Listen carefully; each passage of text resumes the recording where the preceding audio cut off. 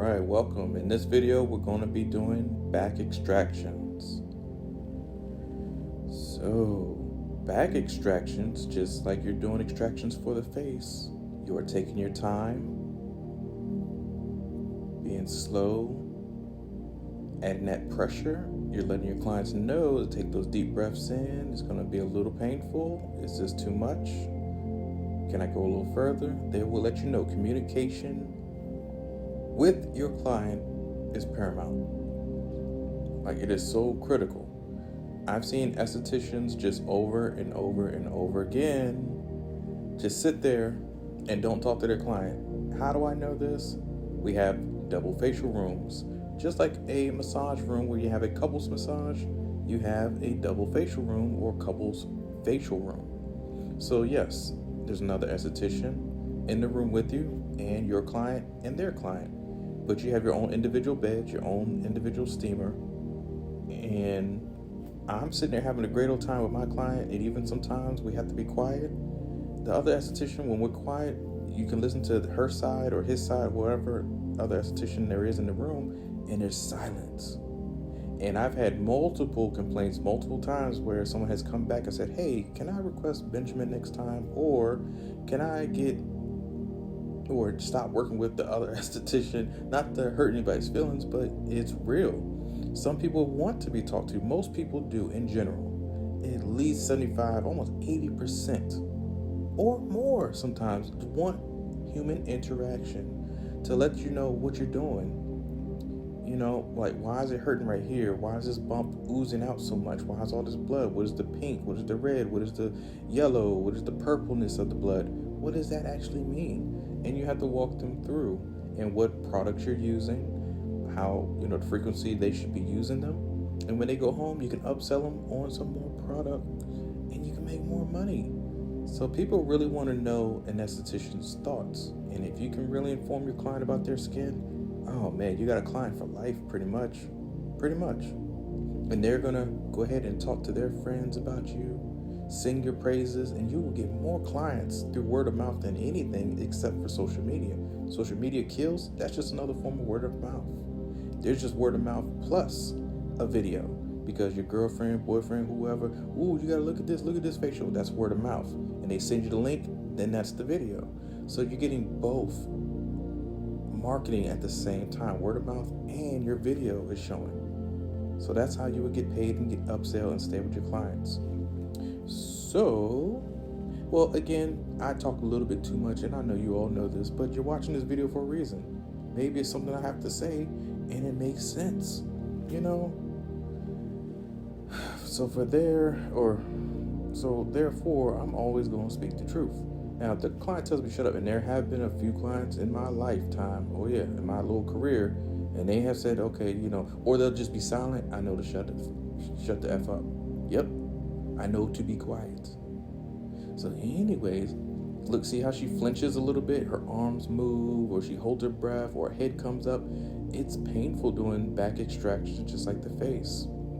We have a lot of nerve endings on our back. When you climb or kitty cat up somebody's back, when you're in that love-making moment, and you're just doing those light strokes with your fingertips and all that, caressing your woman's back like she the, queen bee of the world, of the galaxy. Oof, it's the same thing when you're doing a face. Look how light I'm touching her. Look, light pressure.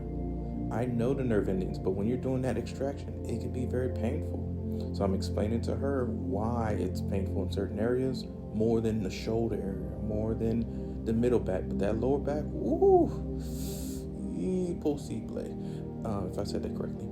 So it is, man, it's incredible pain. It's intense at the lower back because it's closer to your groin area, the baby maker zone, the groin area, inner thighs. Oh yes, right, the sacral area. Think of sacrum, sacral, something is sacred. This is a sacred place, a holy place.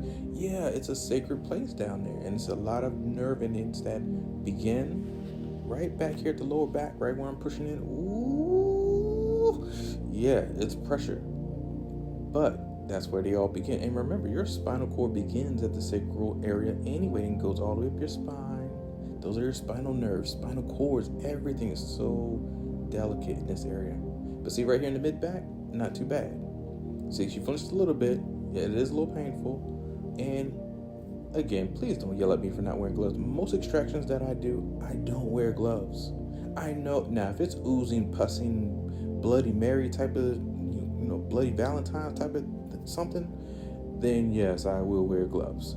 If I'm popping bumps on your face, I'm most likely gonna wear gloves. But for the back acne, I don't like to slip. I don't like putting gloves on. I like to feel and pull the skin and then extract that bump. Yes, I'm thorough. But I do sanitize, I do keep it clean. So right here, I'm putting on the azelaic acid soap, which is AKA your African black soap. But mine is mixed with a Castile soap, African black soap, and azelaic acid. Azelaic acid, oh, I'm sorry, so sorry about that, and willow bark. Willow bark, man, I just use the powdered form. It's pretty much from the bark of a tree in certain parts of northern Africa. And I guess in southern Africa you can find it too, but I think it's a little bit too much vegetation in that area. It has to be kind of like the dry root or dry area of Africa. But anyway, you get the powdered form of it, and it is tingly, but it dries you out like no other.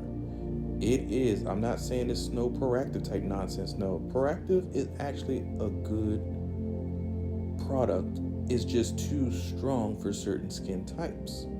So when somebody says, oh, Proactive burnt my skin, I'm like, no, it actually did its job. It's just that you were a skin type 4 or skin type 3 or skin type 1. It just depends on your skin color, and you weren't supposed to put that much. You're only supposed to blot.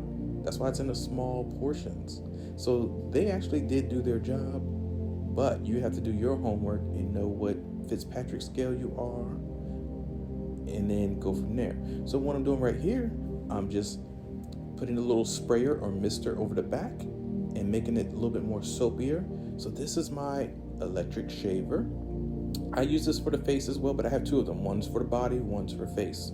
Don't put the body one on the face, because sometimes different nonsense on your back or body can get in between the blades and irritate your skin on the face and cause other infections or problems. So keep the face shaver for the face and keep the body shaver for the body. Okay, 2 different types of shavers, and I will have a link in the description below to where you can buy both of them. So right here, I'm just going over the body, and let's hear what I'm doing right now, just shaving off the little hairs, the vellus hairs. Because remember, after extractions, you still need to get off the dead skin and little crazy hairs. So let's take a little listen. Let me shut the hell up and be quiet.